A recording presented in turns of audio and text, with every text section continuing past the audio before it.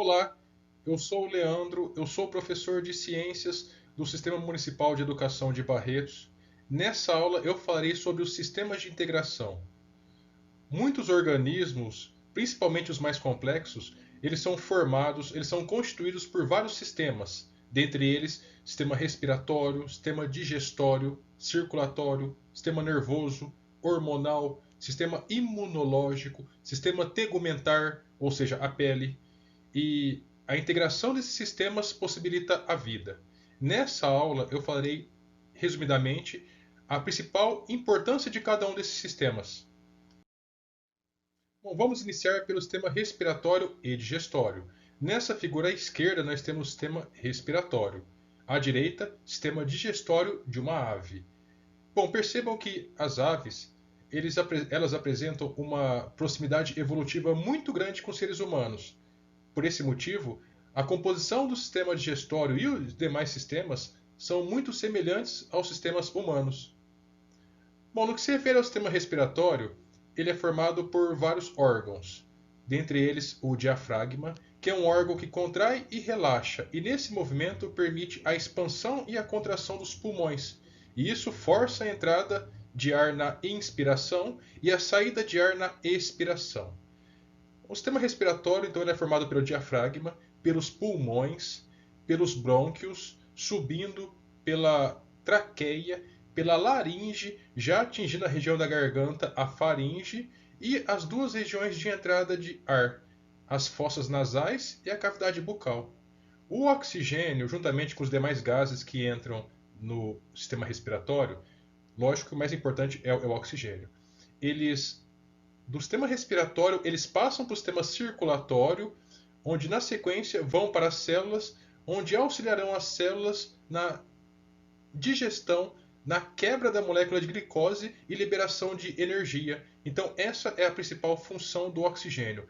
Produção de energia por meio da quebra da molécula de glicose, que é a principal fonte de energia da maioria dos seres vivos. Agora, quanto ao sistema digestório, a principal função dele é a digestão dos alimentos até transformá-los em moléculas pequenas e absorvíveis pelo intestino. Sendo absorvidos pelo intestino, esses nutrientes entram na corrente sanguínea e vão para as células, onde nutrirá as células e participará dos processos de produção de energia e de construção do organismo, de crescimento e desenvolvimento. Bom, nessa figura, nessa ave, nessa galinha, a gente observa os diversos órgãos do sistema digestório, desde a língua, passando pelo esôfago, o papo, que é um órgão que os seres humanos não têm, mas nas aves tem a função de armazenamento dos alimentos, descendo para o proventrículo, passando pela moela, que é um órgão responsável pela digestão mecânica, pela maceração dos alimentos, passando pelo pâncreas, pelo intestino, pelos secos, pelo reto, chegando à cloaca. Bom, quanto ao sistema cardiovascular, é um sistema de integração muito importante para os seres vivos, em especial para os seres humanos.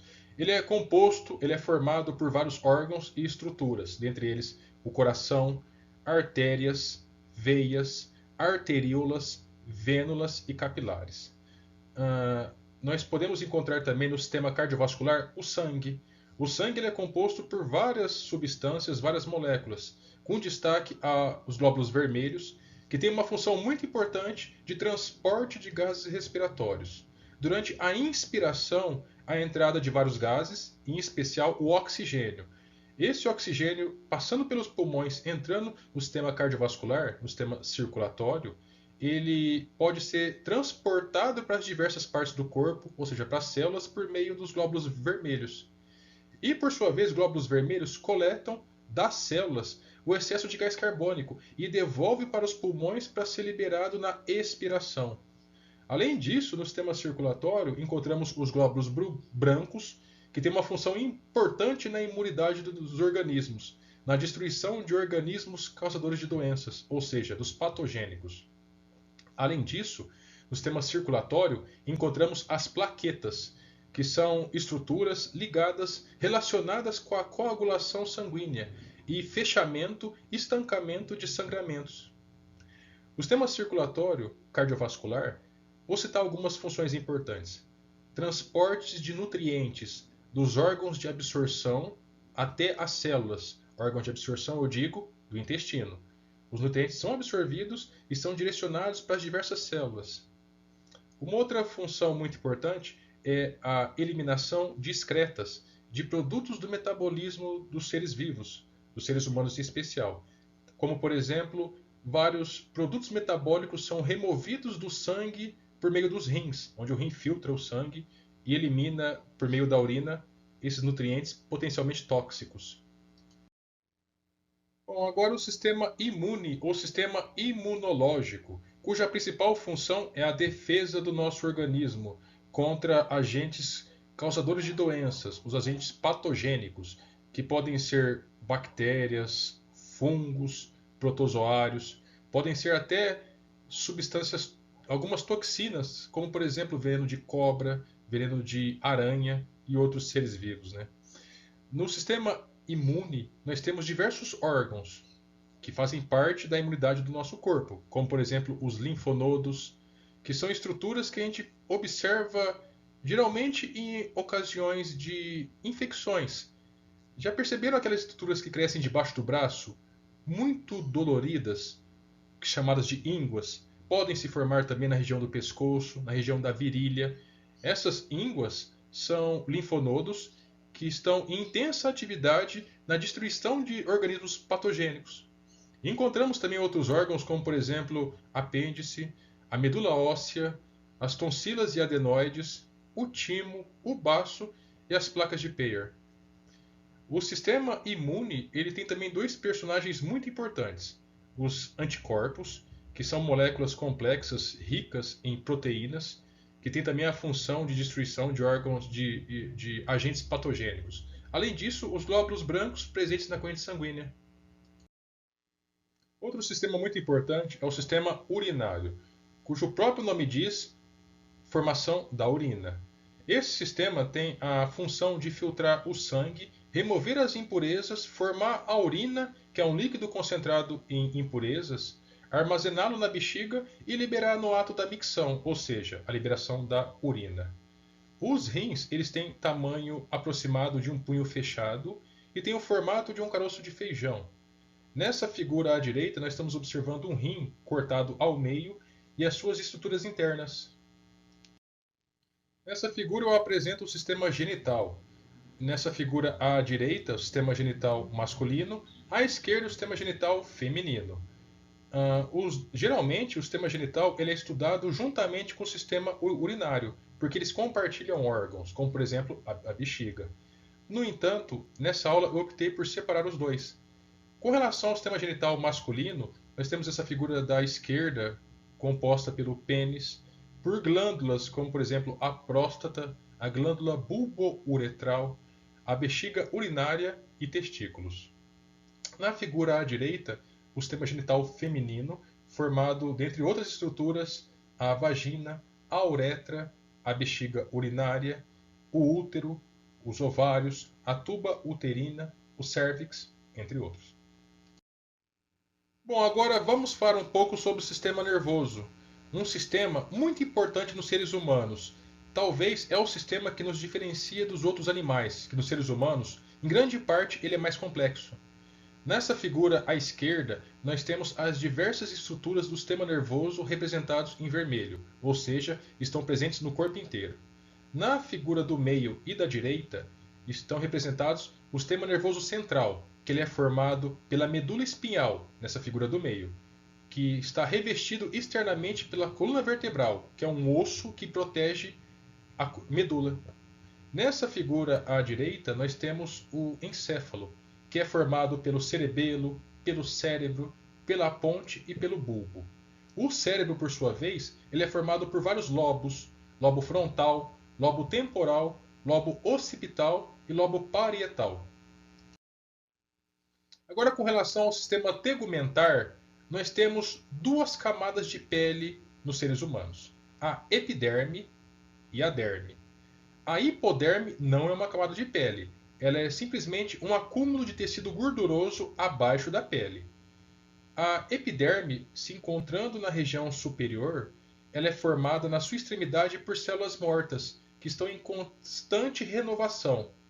A derme, nessa região da derme, encontra-se uma grande quantidade de estruturas, como por exemplo a base dos pelos, como por exemplo as glândulas sudoríparas, que são responsáveis pela produção de suor, as glândulas sebáceas, produção de sebo, várias terminações nervosas e vários vasos sanguíneos.